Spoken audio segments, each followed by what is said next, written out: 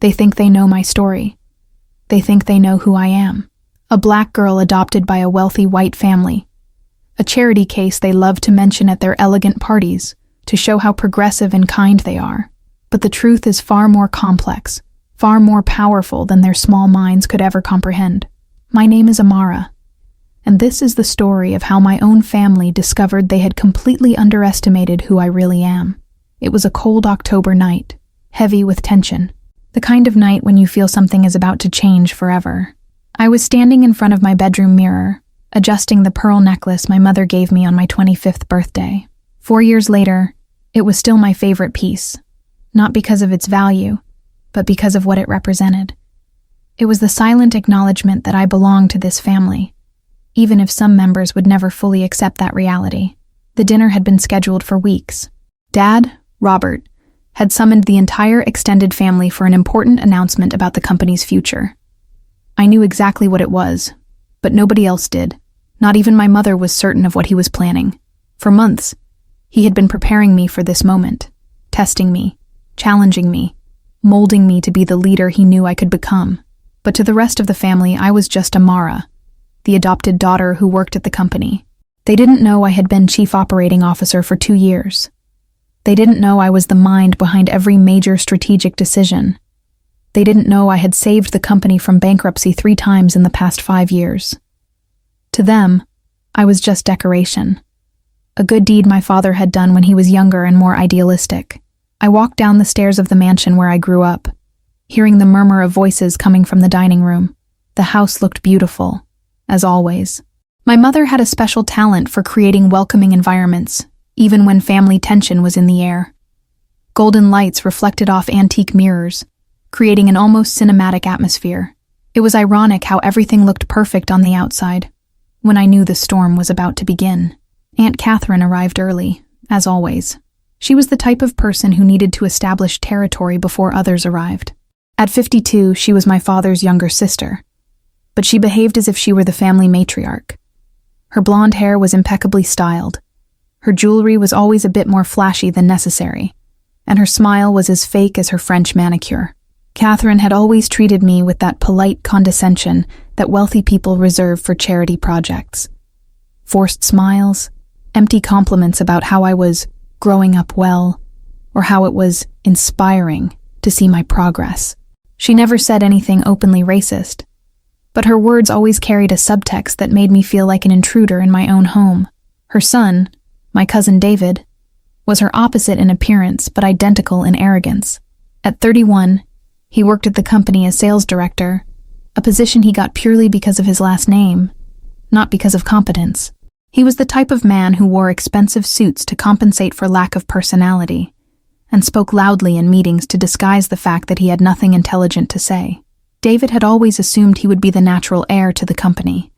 After all, he was the biological son of the family, the man, the firstborn of the next generation. In his limited mind, it made perfect sense. He never questioned why my father rarely asked for his opinion on important decisions, or why he was never included in high-level strategic meetings. Uncle James, Catherine's husband, was a more reserved man, but equally problematic. He had that sticky quality of men who married into money and spent their entire lives trying to prove they deserved to be there. He always agreed with everything Catherine said, like a well-dressed echo without his own opinion. When I entered the dining room, everyone turned to greet me. The smiles were polite, but I could see in their eyes that subtle evaluation they always made. Was I dressed appropriately? Was my hair professional enough? Was I behaving as they expected a grateful person to behave? It's funny how you develop a double consciousness when you grow up as the only black person in a wealthy white family. You learn to see through their eyes, to anticipate their judgments, to navigate their unspoken expectations. At the same time, you develop emotional armor that protects you from their own limitations and prejudices. My mother, always the perfect hostess, had prepared an elaborate dinner, the kind of meal that showed guests they were important, that this was a special occasion. The table was set with the family china, crystal glasses sparkled under the chandelier, and the aroma of roasted lamb filled the air. Dad arrived last, as he always did when he wanted to create anticipation. At 62, he still commanded any room he entered. It wasn't just his imposing height, or his impeccable suits. It was the energy of someone who had built an empire from scratch and knew exactly the value of every decision he made. Robert wasn't perfect, far from it. He could be difficult, demanding, sometimes even cruel in his expectations. But he never treated me as less capable because of my race or the fact that I was adopted. Since I was little, he challenged me intellectually, tested me, pushed me to be better. When I was 16 and complained that a math test was too hard, he said, "Amara, the world isn't going to make things easy for you. You need to be twice as good to get half the recognition, so be 3 times better and take what's yours." Those words became my life philosophy. Throughout dinner, conversation revolved around speculation about the announcement. David made subtle comments about how he was ready for greater responsibilities and how he had innovative visions for the company's future. Catherine agreed with every word, adding how it was natural that leadership should stay in the family bloodline. I sat there, cutting my lamb with surgical precision, listening to their assumptions with the patience of someone who knew a secret they couldn't even imagine. Every so often I caught my father's eye across the table. There was a glint there, a shared understanding that made me want to smile. But I kept my expression neutral, professional, giving nothing away. The irony was delicious. While David talked about his vision for international expansion, I was the one who had actually closed the $2 billion deal with our Asian partners 6 months ago. While Catherine praised his natural leadership abilities, I was the one who had restructured our entire logistics network to prevent the company from going under during the supply chain crisis. But they didn't know any of that. In their minds, I was just Robert's adopted daughter, who worked somewhere in the company doing something vaguely administrative. They had no idea that every major decision of the past 5 years had my fingerprints on it. The most painful part wasn't their ignorance. It was their certainty. They were so convinced of their own assumptions that they never even considered questioning them. David spoke about, "when I take over," as if it were a foregone conclusion. Catherine nodded along as if she were already planning the transition ceremony. If you've ever experienced the suffocating weight of being underestimated by people who claim to care about you, you know exactly how I felt in that moment. It's not just frustration. It's a particular kind of rage that burns cold and steady. The kind that doesn't explode, but instead crystallizes into diamond-hard determination. As we moved through the courses, I found myself cataloging every slight, every assumption, every condescending smile, not because I wanted to hold grudges, but because I knew that in a few hours, I would need to remember this feeling.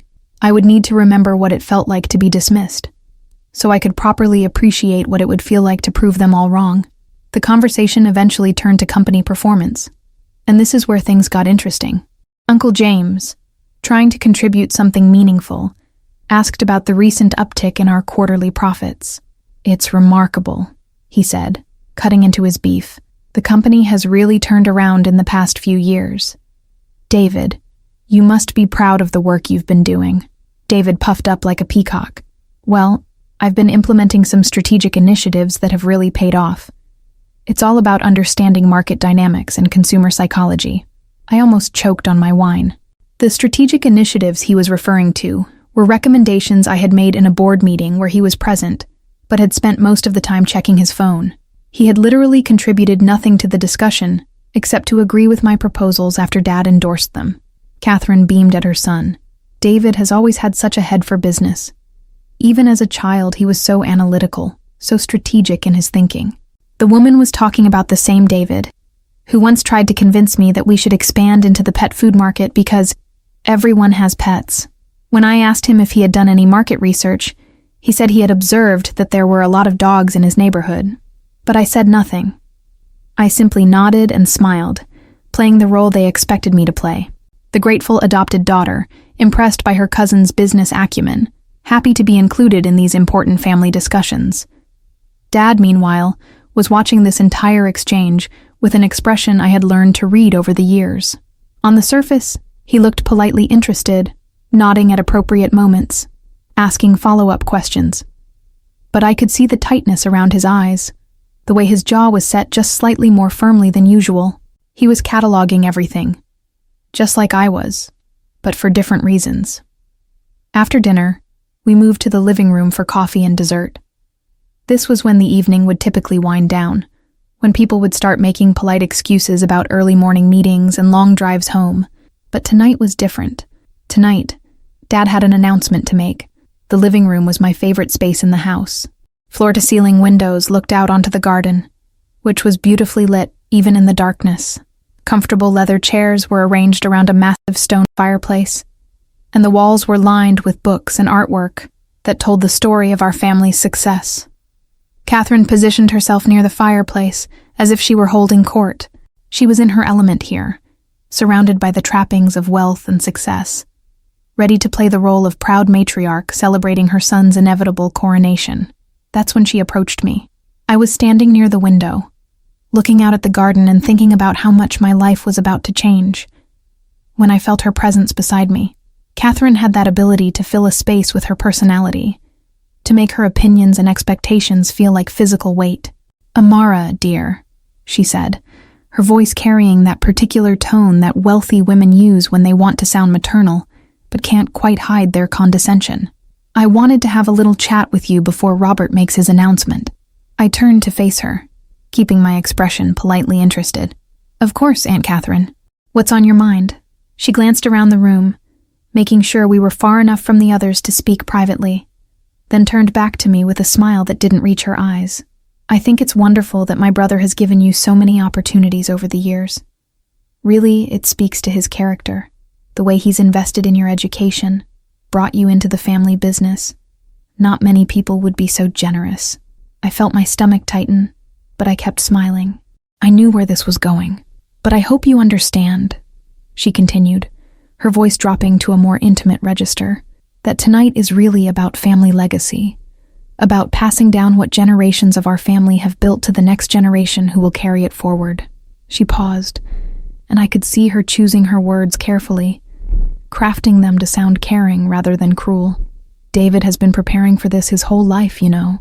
And while I'm sure Robert values your contributions at the company, we all understand that you're really just, well, you're just the black one they pitied, aren't you? The charity case that made them feel good about themselves?" The words hit me like a physical blow. Not because they were surprising. I had felt this attitude from her for years, but because she had finally said it out loud. After decades of coded language and subtle implications, she had finally revealed exactly what she thought of me. "I mean, let's be realistic," she continued, apparently interpreting my silence as agreement. "You're not really family, not in the way that matters for something like this. Tonight is about blood, about legacy, about preserving what our family has built. And that's not really your place, is it?" She patted my arm in a gesture that was meant to seem affectionate, but felt more like a dismissal. "I'm sure you'll understand when Robert makes his announcement. And I hope you'll be gracious about it. After all, you've been so blessed to be part of this family at all." I stood there for a moment, looking at her face, at the self-satisfied expression of someone who believed she had just delivered a necessary truth with appropriate kindness. She actually thought she was being gentle, that she was preparing me for disappointment in the nicest possible way. What she didn't know was that she had just handed me the perfect gift. In her need to establish David's superiority and my place in the family hierarchy, she had given me something I hadn't even realized I wanted: absolute moral clarity about what was about to happen. "You know what, Aunt Catherine?" I said, my voice perfectly calm and level. "I think you're absolutely right. Tonight is about family legacy. It's about recognizing who has really been building this family's future." She smiled, apparently pleased that I was being so reasonable about my own diminishment. "I'm so glad you understand, dear. It makes everything so much easier when everyone knows their proper place." I nodded thoughtfully. "Oh, I definitely know my place. The question is whether you know yours." Before she could process what I had just said, Dad's voice carried across the room. "If I could have everyone's attention, please. I'd like to make that announcement now."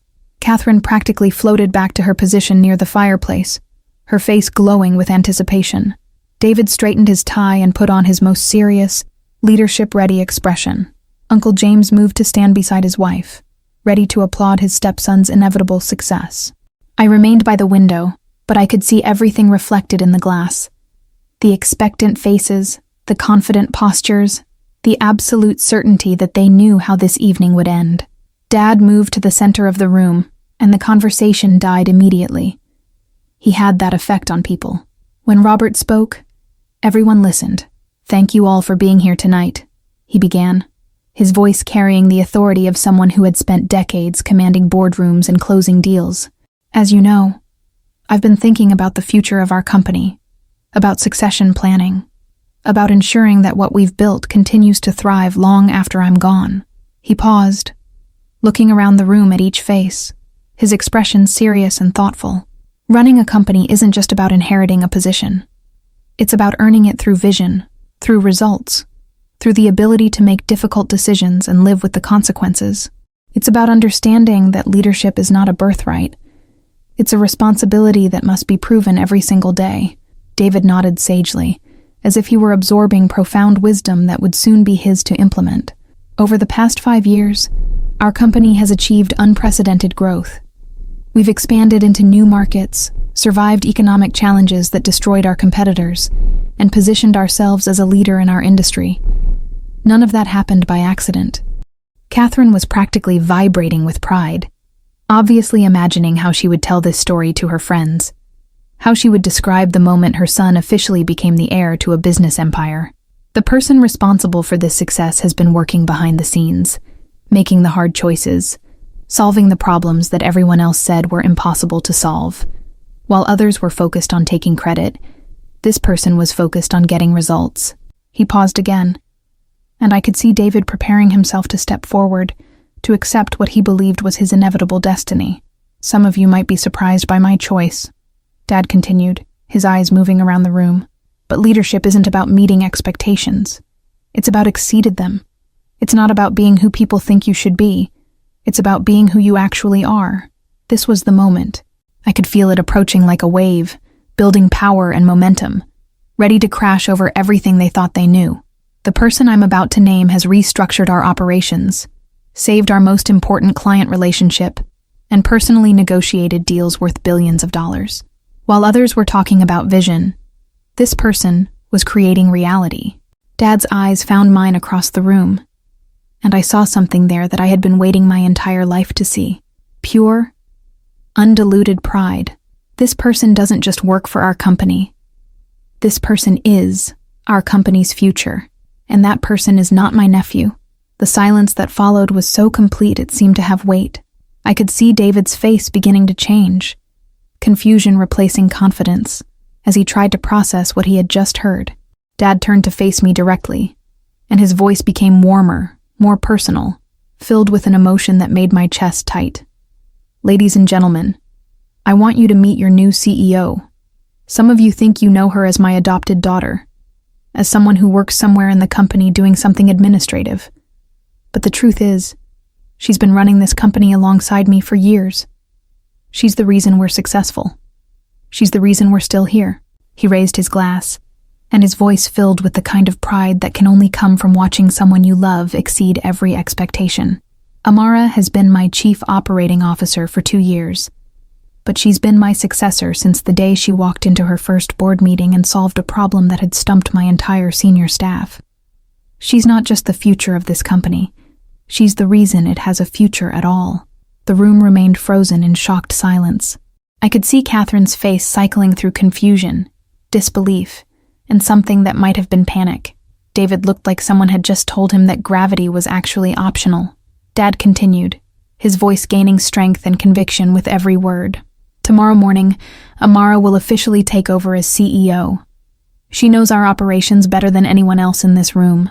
She's proven her leadership abilities 1,000 times over. And she's earned this position through merit, not through accident of birth." He looked directly at Catherine then, and his voice carried just a hint of steel. "I know this might surprise some of you who thought leadership was about bloodlines rather than ability. But this company was built on merit, and it will continue to be run on merit. The best person for the job is getting the job, and the best person happens to be my daughter." Dad raised his glass higher, and his voice became formal, ceremonial, final. "Please join me in congratulating our new CEO, Amara Richardson." The silence stretched for what felt like hours, but was probably only seconds. Nobody moved. Nobody spoke. Nobody seemed to be breathing. I walked slowly from the window to the center of the room, my heels clicking on the hardwood floor, each step echoing in the absolute quiet. When I reached Dad, I turned to face the room, to face the people who had spent the evening talking about my proper place, my role as the grateful charity case, my inability to understand real family legacy. Catherine's mouth was literally hanging open. David looked like he was trying to solve a complex mathematical equation and failing. Uncle James was staring at me as if I had just materialized out of thin air. I raised my own glass, and when I spoke, my voice was perfectly calm, perfectly controlled, perfectly professional. Thank you, Dad. I want you all to know that I don't take this responsibility lightly. I understand exactly what it means to lead this company, to carry forward the legacy that my father built, to ensure that we continue to grow and succeed in an increasingly competitive market. I paused, looking directly at Catherine, letting my words sink in before continuing. I also want you to know that I've been preparing for this moment for years. Every late night in the office, every difficult negotiation, every strategic decision that saved us money or opened new markets, that was preparation for this. I didn't just inherit this position, I earned it. Catherine finally found her voice, though it came out as barely more than a whisper. But you're just... we didn't know. We thought... I smiled at her then. The kind of smile that acknowledges everything that has been said and everything that has been revealed. I know exactly what you thought, Aunt Catherine. You made that very clear just a few minutes ago. The color drained from her face as she realized that our private conversation was about to become very public. You told me that tonight was about family legacy, about blood, about preserving what generations of our family have built. You told me I was just the black one they pitied, the charity case that made them feel good about themselves. The room somehow became even quieter, if that was possible. Everyone was staring at Catherine now, watching her face cycle through shame, embarrassment, and desperate attempts to find an explanation. And you know what? I continued, my voice never losing its calm, professional tone. You were absolutely right about one thing. Tonight is about family legacy. It's about recognizing who has actually been building this family's future, who has been solving the problems, who has been creating the success that everyone else has been taking for granted. I raised my glass higher, addressing the entire room now.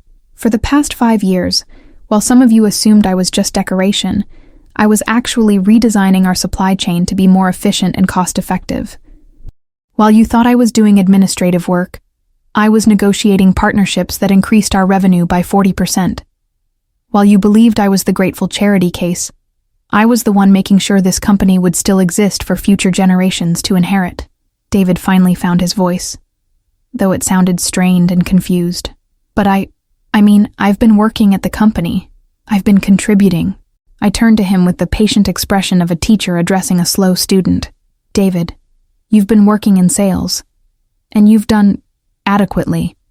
But leading a company requires more than just showing up and following directions. It requires vision, strategic thinking, and the ability to make decisions that affect thousands of employees and millions of dollars in revenue. I could see him struggling to process this new reality, trying to reconcile his self-image as the natural heir with the fact that he had just been publicly revealed as incompetent. The Asian expansion that you were just taking credit for? I spent 6 months in negotiations to make that happen. The supply chain innovations that saved us from bankruptcy during the pandemic? Those were my solutions. The client relationships that you thought were just magically maintaining themselves? I've been managing those personally for years. Uncle James, clearly trying to find some way to salvage the situation, cleared his throat nervously. Well, I'm sure David could learn. If he had more opportunity to be involved in strategic decisions. Dad's voice cut through the room like a blade. James, David has had every opportunity. He's been invited to strategic meetings, included in planning sessions, given chances to contribute ideas and solutions. The difference is that Amara took those opportunities and turned them into results, while David treated them as networking events. The brutal honesty of this assessment hung in the air like smoke. There was no pretending anymore. No polite fiction about everyone's contributions being equally valuable. I looked around the room at these people who had spent my entire life making me feel like I should be grateful for their tolerance, like I should be humble about my place in their family, like I should never forget that I was different, other, less than. I want to be very clear about something, I said, my voice gaining strength and authority with each word. I am not grateful to be given this position. I earned this position. I don't owe anyone thanks for recognizing my abilities. I owe myself credit for developing them despite every obstacle that was put in my way. Catherine looked like she was about to cry. But I wasn't finished. Aunt Catherine, you asked me if I knew my proper place. I do. My proper place is running this company, making the decisions that will determine its future, and proving every single day that merit matters more than assumptions. I turned back to Dad, who was watching this entire scene with an expression of fierce pride and satisfaction. Thank you for seeing who I really am, and for giving me the chance to show everyone else. He raised his glass in a toast, and his voice filled the room with finality. To Amara Richardson, CEO of Richardson Industries. To merit over birthright. To results over expectations. To the future of our family's legacy. I raised my glass to meet his, and in that moment, I felt every year of doubt, every snide comment, every assumption about my capabilities dissolve into pure, crystalline victory. The toast hung in the air, waiting for the rest of the room to join in, but nobody moved. Catherine stood frozen by the fireplace. David stared at the floor, and Uncle James looked like he wanted to disappear entirely. The silence stretched until it became uncomfortable, then moved beyond uncomfortable, into something approaching unbearable. Finally, my mother, who had been watching this entire scene unfold with a mixture of pride and concern, raised her glass. To Amara, she said firmly, and to the future. Dad and I clinked our glasses together, the sound echoing in the quiet room like a bell marking the end of one era and the beginning of another. I took a sip of wine and let the moment settle around me. This was what victory felt like. Not loud or dramatic, but quiet and absolute. I hadn't needed to raise my voice or lose my temper, or prove anything through argument. I had simply let the truth reveal itself, and the truth was more devastating than any accusation I could have made. Catherine was the first to break. She set down her glass with shaking hands and turned toward the door. I think we should go, she said, her voice barely audible. It's late and we have a long drive. David followed her without a word, his face still blank with shock. Uncle James mumbled something about congratulations and early morning meetings, but his words were hollow and his exit was swift. Within minutes, the three of them were gone, leaving behind only the lingering scent of expensive perfume and wounded pride. Dad and I stood alone in the living room, the weight of what had just happened settling around us like dust after an explosion. Are you okay? He asked, his voice gentle for the first time all evening. I considered the question seriously. Was I okay? I had just been publicly insulted by a family member, revealed as the secret power behind a major corporation, and promoted to one of the most challenging positions in business. I had watched people I had known my entire life discover that everything they believed about me was wrong. I'm perfect, I said, and I meant it completely. Dad smiled. The kind of smile that comes from watching someone you love step into their destiny. Good. Because the real work starts tomorrow. Being CEO means making decisions that affect thousands of people, handling crises that nobody else can solve, and proving every day that you deserve the position you've earned. I looked around the room that had just witnessed my transformation from charity case to corporate leader, from grateful adoptee to family heir, from underestimated daughter to powerful woman. I've been preparing for this my whole life, I said. Every time someone assumed I wasn't smart enough, every time someone talked over me in meetings, every time someone acted like I should be grateful for opportunities I had earned, all of that was preparation for this moment. Dad nodded, understanding exactly what I meant. You know they'll never forgive you for this, he said. Catherine, David, even James. They'll never be able to look at you the same way again. You've shattered their comfortable assumptions about who you are and what you're capable of. I thought about Catherine's words by the fireplace, about the certainty in her voice when she called me just the black one they pitied. I thought about David's assumption that leadership was his birthright, about the way they had all spoken about my proper place in the family hierarchy. Good, I said simply. I was tired of being comfortable for them.